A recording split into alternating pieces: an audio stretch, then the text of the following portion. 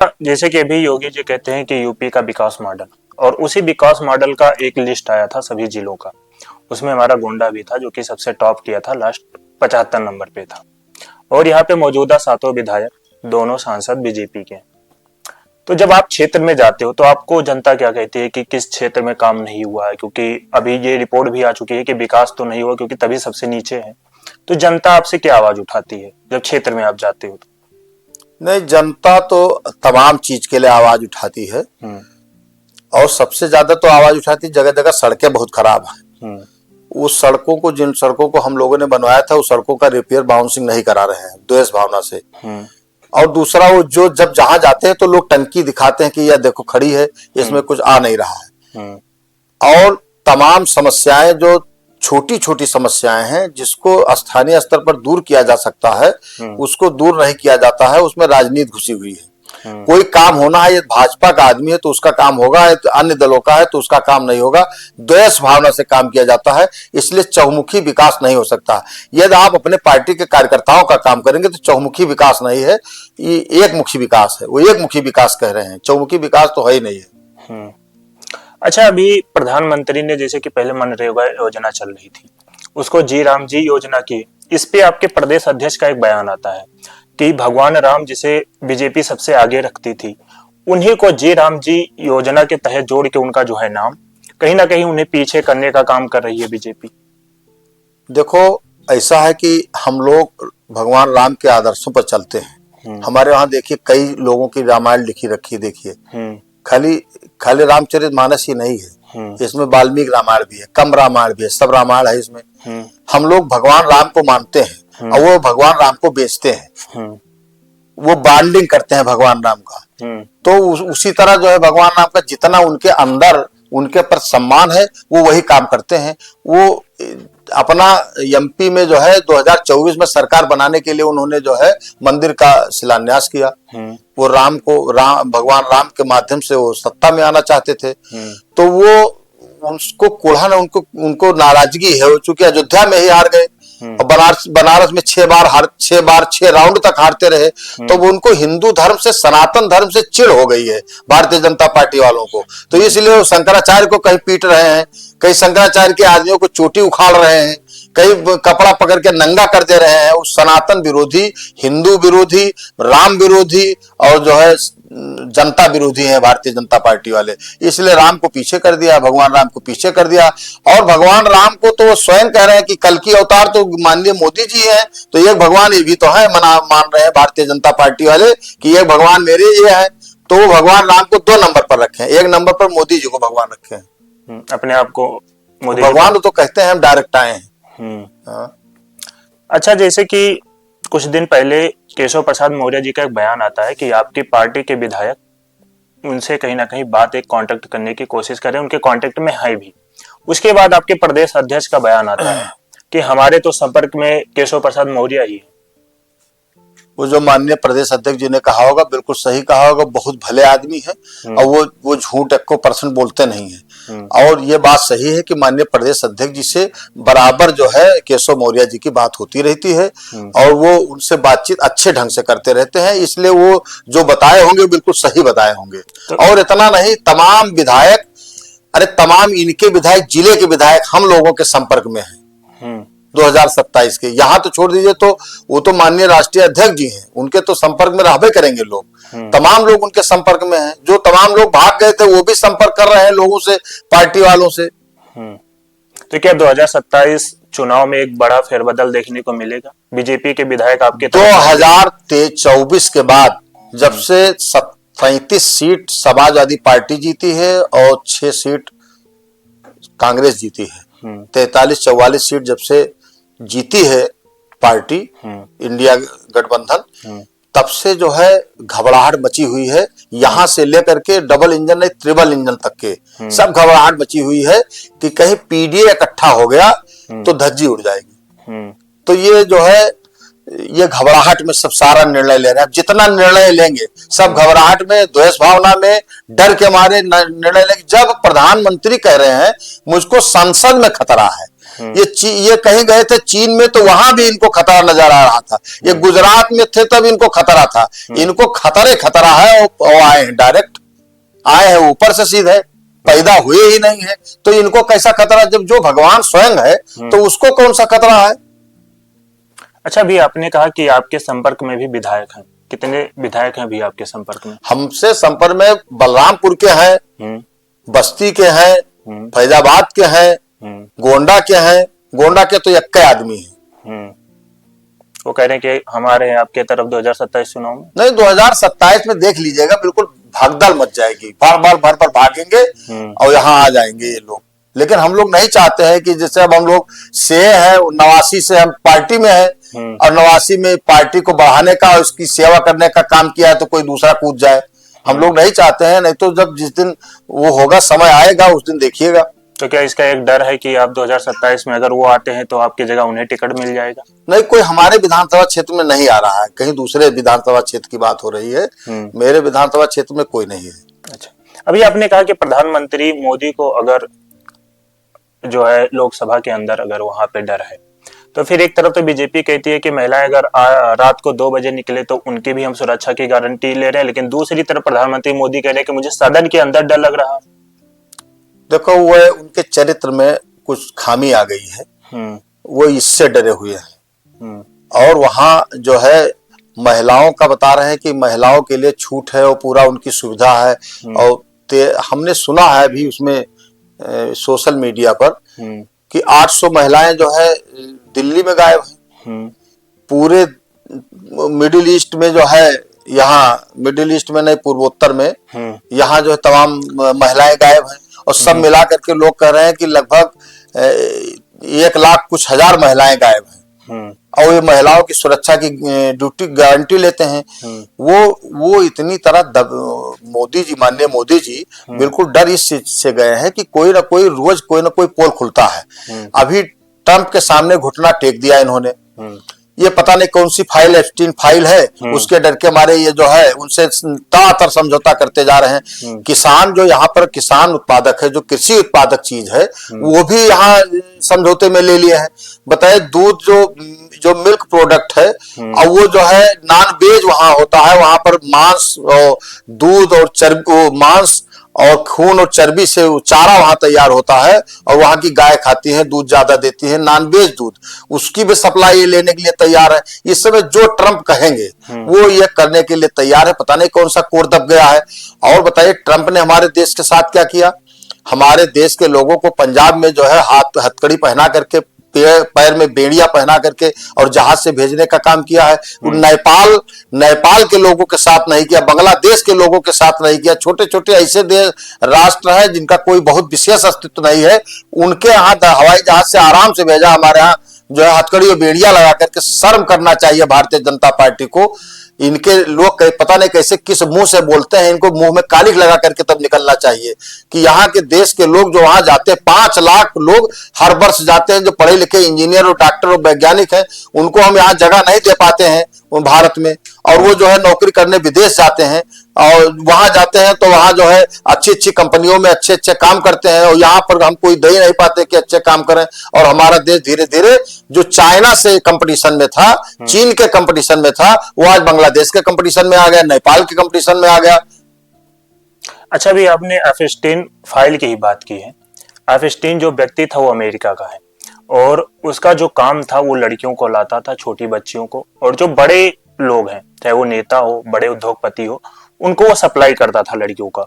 और मोदी जो है वो तो अपने को भगवान भक्त कहते हैं। तो ऐसा क्या इनकी उस व्यक्ति से जरूरत थी जो उसके साथ इनका नाम निकल के आया? देखो, ये इजराइल से पूरी मामले में मदद लेते हैं।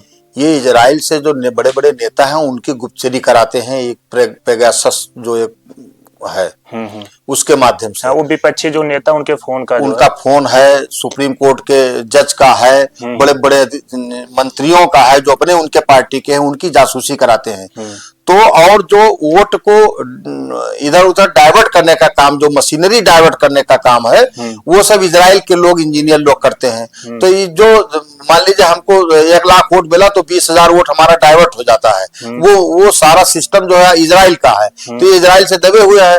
और बताइए, इजराइल में तो देखा हमने उस पर मोबाइल पर ये डांस कर रहे हैं। अब पता नहीं सही है कि गलत है, मैं पुष्टि नहीं करता हूं, लेकिन उस पर पता नहीं किसको खुश करने के लिए कर रहे हैं। तो इजराइल में कोई हमारे देश का जो है कोई प्रधानमंत्री जल्दी नहीं गया, हमें लग रहा है 30-40 साल बाद कोई गया होगा, वहां पर गए। और ये पूरी तरह से जो यहूदी है या पूरी तरह से इजराइल है, वो भारत ही नहीं पूरे विश्व पर वो मोसाद के जरिए कब्जा करना चाहता है। वो एप्स्टीन जो मुझे पता लगा है कि वो मोसाद का ही एजेंट था और उसने बहुत बड़े बड़े राष्ट्राध्यक्षों को फंसाया है। और उसमें हमारे सुन रहे हैं, मैं जैसा पुष्टि नहीं कर रहा हूं, लेकिन सुन रहा हूं कि मोदी जी के भी संबंध एप्स्टीन से थे और उन्होंने ट्रंप के नजदीक जाने के लिए उसको सहारा ढूंढा और अनिल अंबानी को भी लगाया, जिससे जो है इनके बीच, दोनों के बीच में नजदीकियां बनी। और ये अब की बार ट्रंप सरकार वहां भी मेहनत किए, काफी गए, वहां पर नारा लगाया अब की बार ट्रंप सरकार। और जब दोबारा ट्रंप सरकार आना हुआ तो ये चले गए अमेरिका में। अमेरिका में ट्रंप जी मिलना चाहते थे इनसे और ट्रंप से मिले नहीं। ये कमला हैरिस से भी डर के हमारे नहीं मिले कि पता नहीं प्रधान वो राष्ट्रपति वो हो जाए, तो इसलिए नहीं मिले। तो अब वो जो है पूरा बदला पाट रहा है। बताइए, ईरान से कह रहा है कि तेल ना लीजिए, और चाबहार जो हमारा बन रहा था पोर्ट, वो बेकार हो गया, वो ठप कर दिया गया। वो कह रहा है कि चीन से, उससे, रूस से तेल ना लीजिए। 1.5 लाख करोड़ एक साल में फायदा उठाया है तेल की कंपनियों ने। 30% कम पर जो है तेल का दाम लिया है इनसे, और जो 18% अधिक पर जो है अब वहां जाकर के तेल लें। और वो सब सारा भार जो है, जब फायदा हो रहा था तो अंबानी अडानी उठा रहे थे, अब नुकसान होना है तो देश की जनता उठावे। तो इस तरह दबे हुए हैं। नहीं, तो जो एफएस्टीन व्यक्ति था वो लड़कियों को ब्लैक में, छोटी छोटी बच्चियों को लेकर जाता था, उनके साथ बड़े नेता लोग जो है एक कहा जाए तो सीधा रेप करते थे। ऐसे व्यक्ति से मोदी का क्या संबंध हो सकता है? अब मोदी को जिससे फायदा होगा उनसे ये फायदा वो दिखाई दिया तो वो पाकिस्तान चले गए, पाकिस्तान के प्रधानमंत्री के यहाँ बिना बुलाए बर्थडे में चले गए, साल पहनाए। उनसे जिसको फायदा होगा वहां मोदी जी, राम से फायदा होगा तो राम साथ रहेंगे, राम से फायदा नहीं होगा तो रहीम के साथ फायदा होगा तो उनके साथ रहेंगे। वो जिसमें वो प्रधानमंत्री बने रहे, वो मोसाद से मिलना हो तो उससे मिल जाएंगे, और जो है CIA से मिलना होगा तो उससे मिल जाएंगे। जिससे मिलना होगा उनको प्रधानमंत्री बने रहना चाहिए, इसलिए वो किसी से भी मिल सकते हैं। और आपने अभी इजराइल का जिक्र किया था, जो एफएस्टीन फाइल है उसमें ये भी निकल के आया है कि जो मोदी जी हैं ये किसी को खुश करने के लिए वहां पे डांस भी किए, गाना भी गाए। वो तो मैंने देखा है, लेकिन हम उसके बारे में कह नहीं सकते हैं कि सही है कि गलत है, लेकिन मोबाइल पर मैंने देखा है मीडिया में, तो वो आ रहा है। सही है कि गलत है पता नहीं कैसे है, लेकिन यदि ऐसा किया है तो बहुत गलत काम किया है। अच्छा, तो क्या कारण ऐसा था जिसके वजह से इन्हें UGC लेकर आना पड़ा? देखो, वो PDA से घबराए हुए हैं, इसलिए वो लेकर के आए हैं। लेकिन PDA भी खिलाफ है और सब्र समाज भी खिलाफ है। और हमारे राष्ट्रीय अध्यक्ष जी ने कहा है कि कोई आदमी यदि अपमानित किसी को करता है तो वो बचे ना, और यदि कोई झूठ बोल करके किसी को फंसाता है तो वो फंसे ना। तो इसलिए वो इसके उसमें है कि न्याय होना चाहिए। जो आदमी फर्जी तरीके से किसी को फंसाना चाहता है वो फंसे ना। और एक कमेटी उसमें सवर्णों को भी बना देना चाहिए कि उनके सामने भी कोई मामला हो तो रखा जाए, जैसे इनके सामने था वैसे उनको भी बना देना चाहिए, दोनों बैलेंस बना रहता। तो क्या स्वर्ण समाज को यहाँ पे दबाने की कोशिश की जा रही है? देखो, सवर्ण समाज दबने वाला नहीं है, लेकिन सवर्ण समाज को थोड़ा सा जो है संतोष करना पड़ेगा। इसलिए कि समाज में जब कमजोर वर्ग ज्यादा हो जाएंगे या लोग कमजोर हो जाएंगे तो धीरे धीरे रोष उत्पन्न होता है, और रोष उत्पन्न होता है तो हमेशा हमारे समाज के वही लोग प्रभावित होते हैं जो बड़े लोग हैं। इसलिए सब जो सवर्ण समाज है वो गरीबों का पालन पोषण करे, वो पिछड़ी और दलित लोगों का जो है सम्मान करे और उनको आगे बढ़ावे और अपना आगे चले, और उनका पालन पोषण हमेशा होता है। ऐसे नहीं, एक युग से नहीं, कई सभी युगों में इन लोगों का पालन पोषण सवर्ण समाज के लोगों ने किया है। ऐसा नहीं है कि हमेशा कोई कष्ट दिया है। जो कष्ट देने वाली बात है, बहुत जगह मैं देखता हूँ मीडिया में कि ऐसा हुआ, ऐसा दलित के साथ, ऐसा दलित के साथ हुआ। वो कोकड़ और जो है चित्त पावन ब्राह्मण होते हैं, जो बड़े कड़े होते हैं, वो यहूदी उसके हैं। अच्छा, जैसे कि आपकी जो पार्टी है सपा 2024 का चुनाव इंडिया गठबंधन के साथ मैदान में उतरी थी। क्या 2027 में एक बार फिर से इंडिया गठबंधन के साथ ही होगा या फिर चुनाव अलग होगा? गठबंधन बहुत मजबूत है और पूरी तरीके से गठबंधन मजबूती से 2027 में उतरेगा और अब की बार सरकार इंडिया गठबंधन की बनेगी। आने वाला समय भारतीय जनता पार्टी के लिए बहुत खराब है। यदि खराब नहीं होता तो डर के मारे वो वोट कटवा रहे हैं। बावन सिंह कह रहे हैं कि मुस्लिम का वोट न बढ़ने पावे। उन्होंने बीएलओ से कहा भी है और बुला करके जो है सबको धमकाया है कि मुसलमानों का वोट नहीं बढ़ना चाहिए और एक एक गांव में 50-50, 100-100 वोट कटवा रहे हैं। इसका मतलब घबराहट है, डर रहे हैं कि यदि इत्मीनान से और ईमानदारी से वोट पड़ जाएगा तो हम 25-50 हजार से हार जाएंगे, इसलिए घबराहट में वोट कटवा रहे हैं। इसीलिए तो उनको लग रहा है, तभी तो कटवा रहे हैं। तो इसलिए पीडीए के नारे को लेकर के जो है पीडीए लोगों का वोट कटवा रहे हैं, जैसे अल्पसंख्यकों का वोट कटवा रहे हैं। बहुत जगह जहां ब्राह्मण समाज के लोग हमारे साथ हैं उनका वोट कटवा रहे हैं।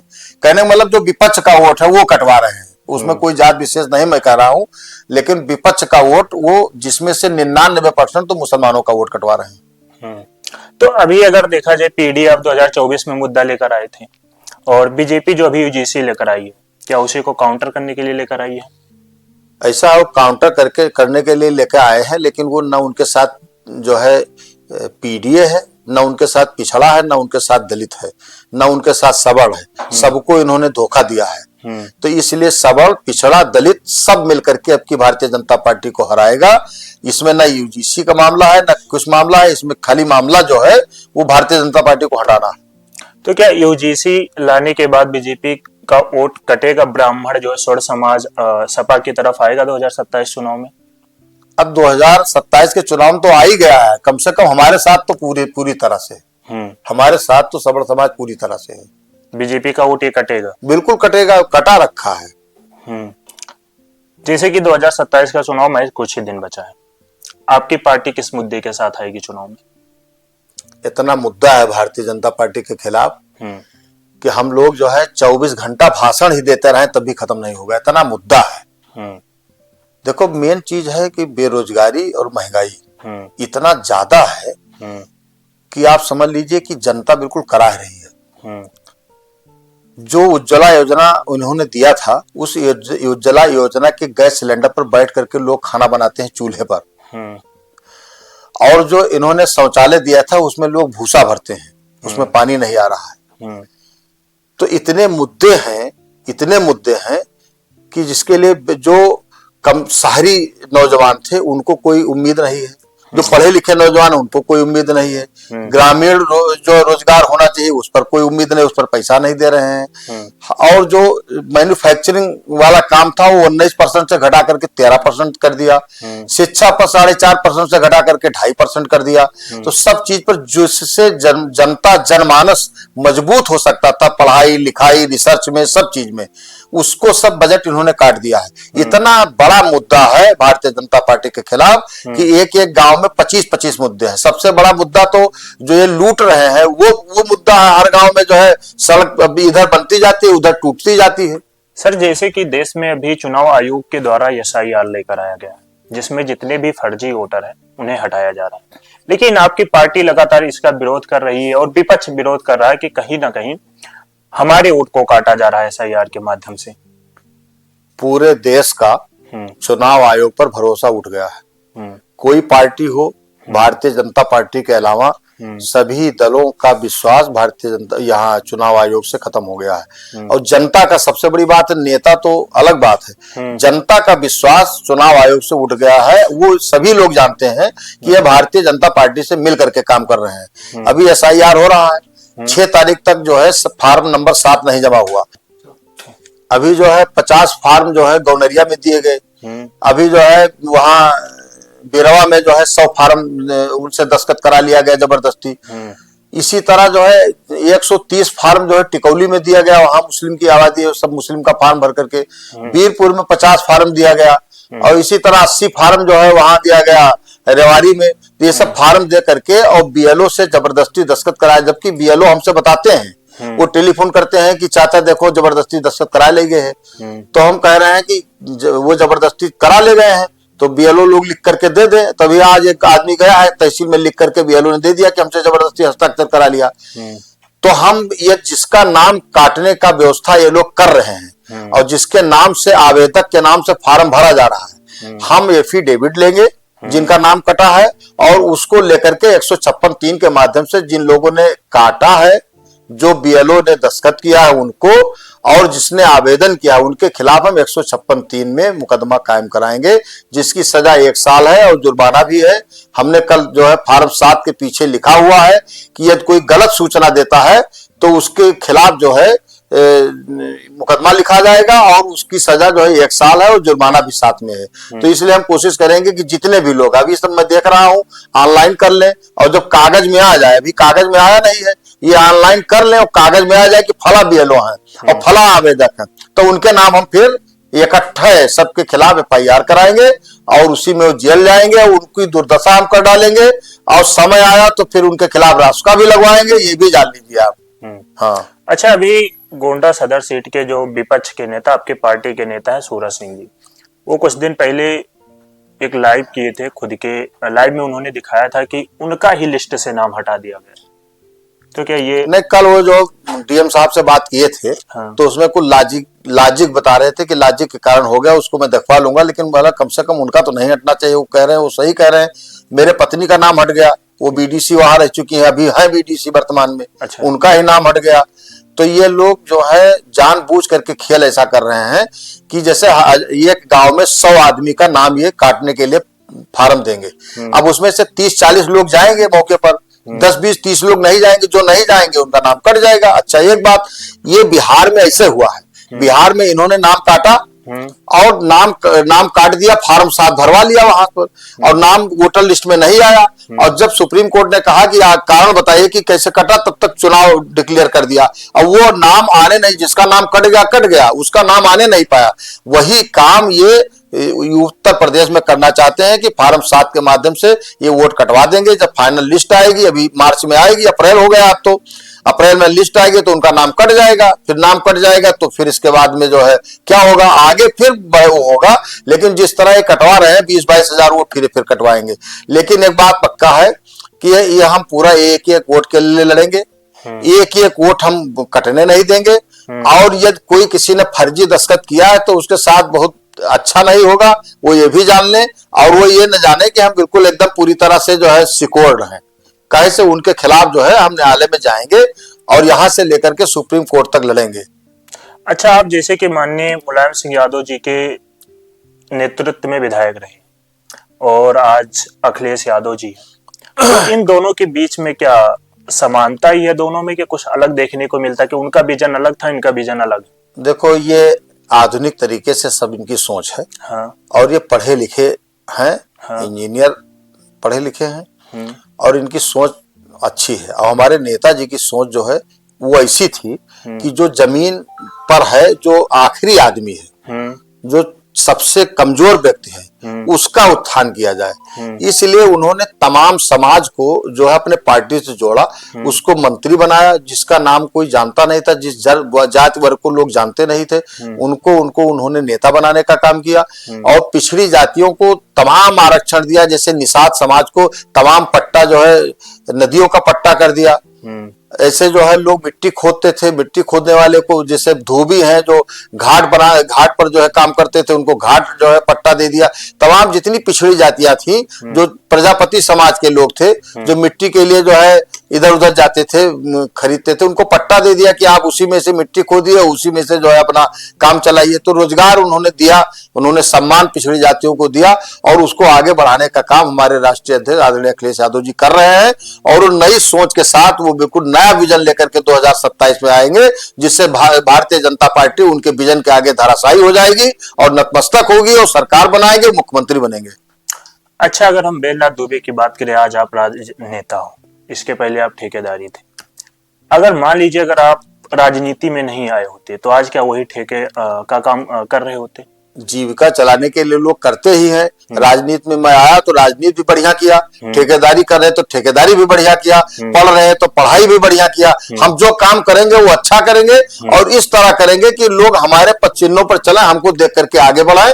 और मैं खास करके मैं अपने युवाओं को, जो हमारे जो कटरा बाजार के युवा हैं, मैं उनसे अपील करता हूं कि आप बिना भेदभाव के, किसी भी तरह से भेदभाव के आप हमारे साथ जुड़िए, आप हमको वोट दीजिए, आप हमको विधायक बनाइए और आपकी जिम्मेदारी मैं लेता हूं कि हर स्तर पर आपके लिए मैं यहां से लेकर के और सदन तक लड़ाई लड़ने का काम करूंगा। सरकार बनेगी तो निश्चित रूप से आप जानिए कि जो हमारा वादा है आपको स्थानीय स्तर पर रोजगार देने का, वो मैं देने का काम करूंगा।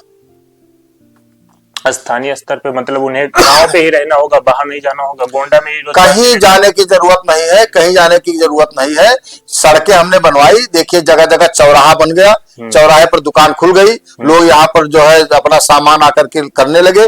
उसमें से तमाम लोग, उसकी देन मेरी है। मैंने सड़क न बनवाया होता, मैंने पुल न बनवाया होता, चौराहा न बनवाया होता तो वहां पर लोग का एक बाजार खोलते।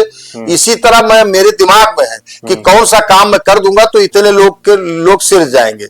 हमारे पास तमाम चीज है, हमारे दिमाग में है, उस चीज को मैं आउट नहीं करता हूं। लेकिन जिस दिन मौका मिलेगा उस दिन देखिएगा अगला निशाना, अगला पड़ाव, अगला काम हमारा बेरोजगारों को, पढ़े लिखे शिक्षित रोजगारों को, बेरोजगारों को हमें रोजगार देना है, यही हमारा लक्ष्य है। अच्छा, जैसे कुछ दिन पहले नंदनी नगर स्कूल में राष्ट्र कथा हुआ और आप यहाँ पे विपक्ष में, तो आपको भी न्योता वहाँ पे मिला था कि... अब हम उसकी बात नहीं करेंगे, आप कटरा बाजार की बात करिए।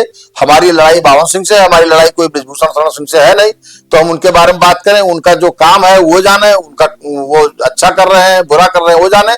कथा करवाए बहुत अच्छी बात है, हमारे अभी doctor R N Pandey ji करा रहे हैं कथा, वो भी बहुत अच्छी बात है। राम कथा कोई गड़बड़ थोड़ा है, अच्छा काम कर रहे हैं। नहीं तो आप वहां पे गए नहीं थे तो कार्ड वार्ड मिला था कि नहीं? नहीं, ना हमको कार्ड मिला था, ना हम गए थे, हमको कार्ड नहीं मिला था। वो दूसरी पार्टी में, हम दूसरी पार्टी में, तो हमको कार्ड नहीं मिला था। अच्छा, जैसे कि आज के जो युवा है एक नेता बनना चाहते हैं, एक राजनीतिक कैरियर अपना बनाना चाहते हैं या फिर पढ़ाई कर रहे हैं, आप उन्हें क्या मैसेज देना चाहोगे? देखो, जो बड़े बड़े यूनिवर्सिटी में जो लोग छात्र नेतागिरी करते थे, वही छात्र उतर करके जो है जनपद में और जो अपना नेतृत्व करते थे, तो वो पढ़े लिखे होते थे, जानकार होते थे। उसके कारण आज युवाओं की आवश्यकता है कि वो राजनीति में आवे और जो ये बेईमानी और भ्रष्टाचार का है इसको समाप्त करें और ईमानदारी से राजनीति को आगे लेके जाए, जिससे हमारा समाज बिल्कुल इकट्ठा रहे, कोई जात भेद ना रहे, कोई धर्म का भेद ना रहे और देश को हम आगे ले जाए, यही हमारी शुभकामना है। तो दोस्तों, आज हमारे साथ थे गोंडा जिले के कटरा विधानसभा के पूर्व विधायक बैरनाथ दुबे जी, और उन्होंने अपने राजनीतिक कैरियर हो या फिर उनके बचपन की कहानियां, हर बातों पे बेबाक अंदाज में उन्होंने अपना राय रखा।